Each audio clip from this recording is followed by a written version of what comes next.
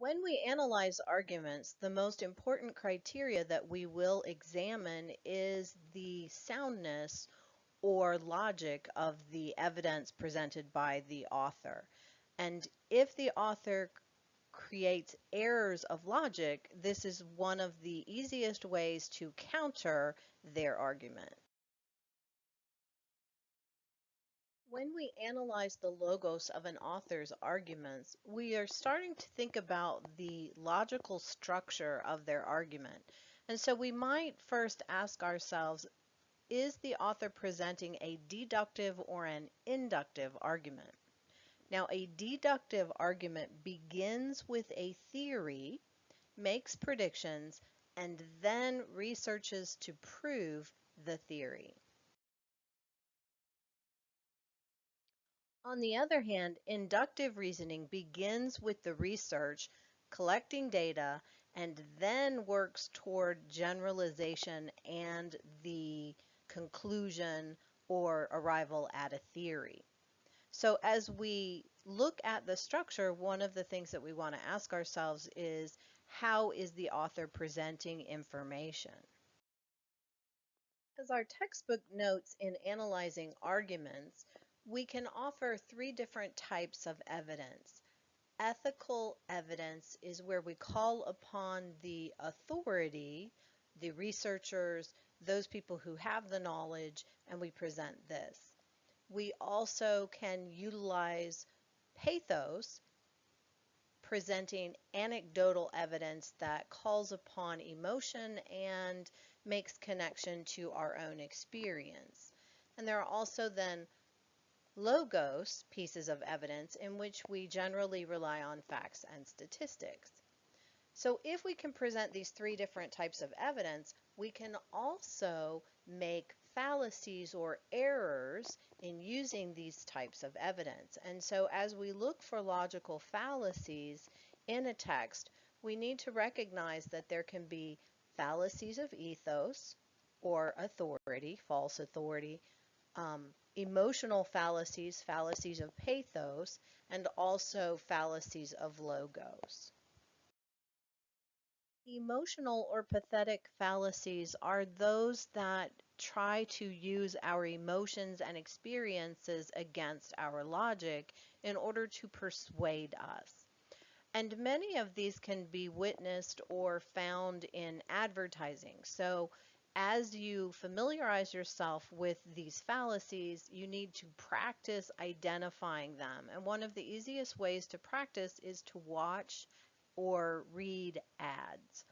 So the sentimental appeal is one that appeals to our emotions in hopes that it will overcome our logic. And I think of those commercials where we see small children or we see puppies and cute animals in Claritin commercials. These are using sentimental appeals to persuade us. The red herring is when we distract the audience by shifting attention away. And if you've ever been to a mystery movie, you will recognize this. So we walk into the movie, we find a beautiful young woman has been drowned in her bathtub, and immediately we are presented with the boyfriend as suspect. And yet her father and she have been fighting. He also becomes suspect. And these characters are introduced to distract us from the reality of recognizing that the gardener did it. Red herring, distraction. Scare tactics we're all familiar with. The evening news even uses this. So if you've ever seen a commercial for an evening news program, they will often try to scare us into watching by saying things like West Nile virus, what you must know to protect yourself. And they do this in hopes that, again, they have persuaded us to be concerned or scared enough to actually focus and watch the program later that evening. Bandwagon appeals encourage the audience to agree with the writer because everyone else is doing so. So come on and join the Pepsi generation. is a bandwagon appeal. Everyone in your generation is drinking Pepsi. You should too. The slippery slope argument, many of you are familiar with as we think about the war on drugs, right? Marijuana as a gateway. It starts soft. You start smoking marijuana, and next thing you know, you're a heroin addict. Slippery slope introduces not necessarily cause and effect, but somewhat unrealistic chronology. And the either or choice, or this is often called the false dilemma, which is it takes a um, complicated issue like border security in America currently, and it gives us an either or choice, which negates the fact that there are often multiple choices to be made. So either we build a wall or we have continued immigration issues and criminals will continue to infiltrate America. So again, we have a couple of problems with this, right? That not all people coming into America are criminals, first of all, but also the idea that those are the only choices that we have. There are lots and lots of other choices that have been touted by other people. So again, in order to familiarize yourself with fallacies, I would suggest you practice by looking at advertisements. Again, when we use ethos appeals, we're appealing to authority. And so when we see ethical fallacies, we're seeing fallacies of authority. And one of the most common of these is false authority. So if any of you have ever seen Tom Cruise being interviewed, he often claims to be an authority on things like psychology, etc. And he is, in fact, not. He does not have the training. And so when we present the opinion of an authority, even if that person is authoritative, they may not be authoritative in the proper context. Dogmatism shuts down discussion by asserting that the writer's beliefs are the only ones acceptable. And so when we think about some of the arguments that we have in the public discourse, some people base their arguments on religious beliefs. This leads to dogmatism, and these are not really academic arguments. We cannot argue against faith. Moral equivalence compares minor problems with much more serious crimes or vice versa. And so, as the book notes, PETA argues that to animals, all people are Nazis. Well, this is an outrageously unethical statement to make. I have cats. I don't know about you guys, but I'm certainly take very good care of my animals. Perhaps the most common of all fallacies that we see in our public discourse is the ad hominem fallacy, in which when we can't argue against the evidence, we begin to attack the arguer. And so we all did this on the third grade playground, when you start shouting insults at each other.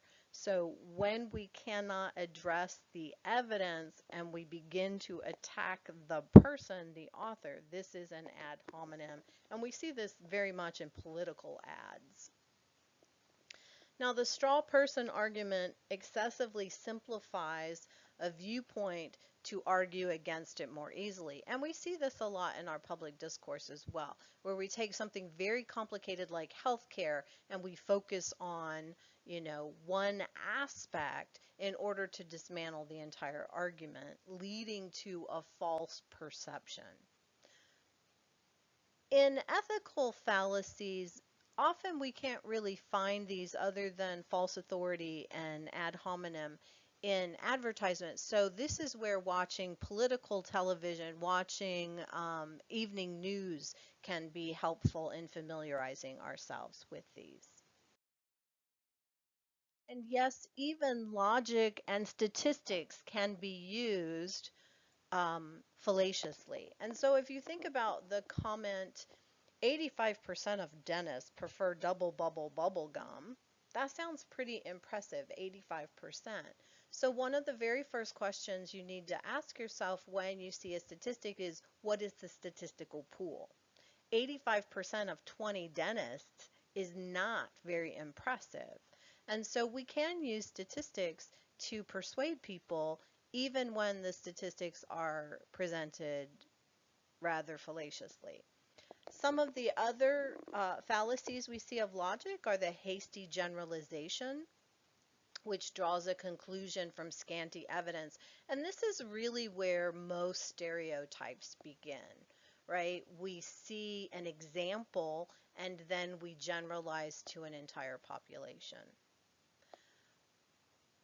Faulty causality confuses chronology and causation, right? And it assumes that because an event precedes another event, it was caused. So we had the car accident because the black cat crossed our path. False causality. We had the car accident because we were distracted texting and the black cat just happened to happen prior to the accident. So many of the errors or fallacies of logic are actually errors of causality. We presume that one thing causes another. And this is, again, why analyzing arguments is important, because as we're trying to solve problems, often it's this false causality that becomes problematic in coming to a real solution.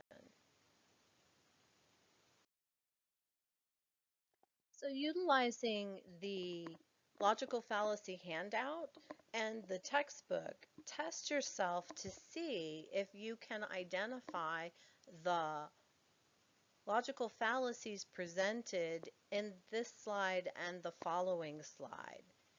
Stop the video at each slide, take a look at these, and then I'll come back in a few minutes and walk you through them.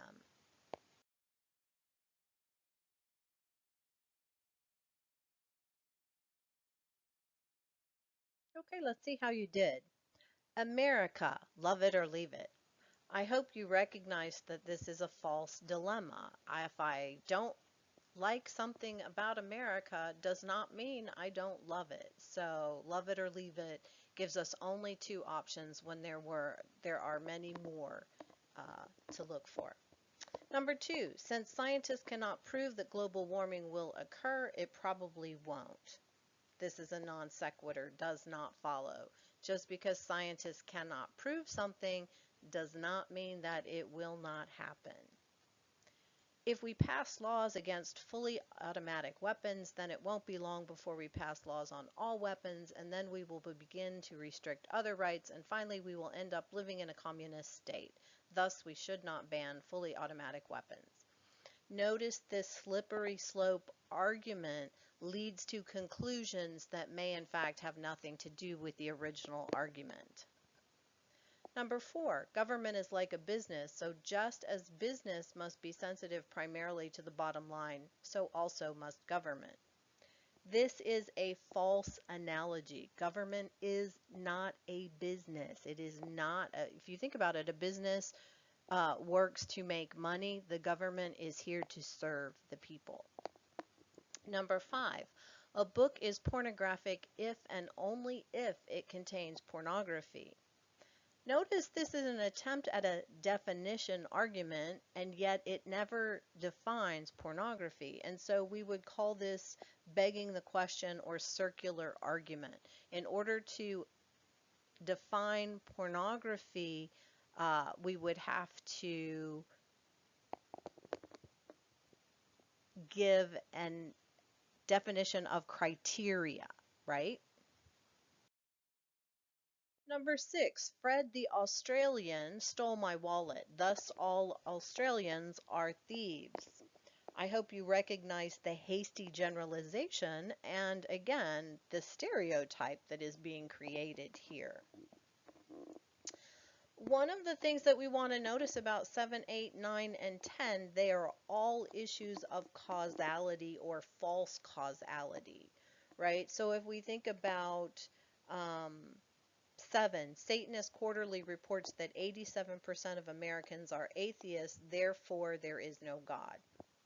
The two things are completely unrelated. Just because 87% of Americans are atheist, which is a suspect statistic to begin with, it's a non sequitur. We cannot prove nor disprove God, and so this is a logical fallacy. Immigration to California from Mexico increased. Soon after, the welfare rolls increased. Therefore, the increased immigration caused the increase in welfare rolls. Again, just because two things happen in close relation chronology does not necessarily mean that one has caused the other. And so this is, again, a non sequitur. Protesting against racial injustice only causes more of it to occur. Faulty causality again, as is number 10. If the mill were polluting the river, then we would see an increase in fish deaths, and fish deaths have increased, thus the mill is polluting the river. Notice how the logic here seems sound. This is true. If a mill pollutes the river, you generally would see more fish deaths. But again, just because we've seen fish deaths does not necessarily point to the mill as causal. So be very careful of causality, both making these fallacies of causality, but also in being able to identify them, as this will make us stronger in our responding to arguments. So our discussion post in week 3 asks us to practice and to continue paying attention to logical fallacies. And so what I want you to do is go online. YouTube is generally best for this. Find an example of a logical fallacy and then link it into our discussion post. But do not identify the fallacy. Go ahead and do that by Thursday. Then what I want you to do is watch the fallacy of the student who has posted below you and identify the fallacy that they have posted in your comment. Okay? So again, we're just practicing and familiarizing ourselves so that we can identify fallacies when we read arguments, but also so that we can prevent committing these fallacies ourselves. Have a great week.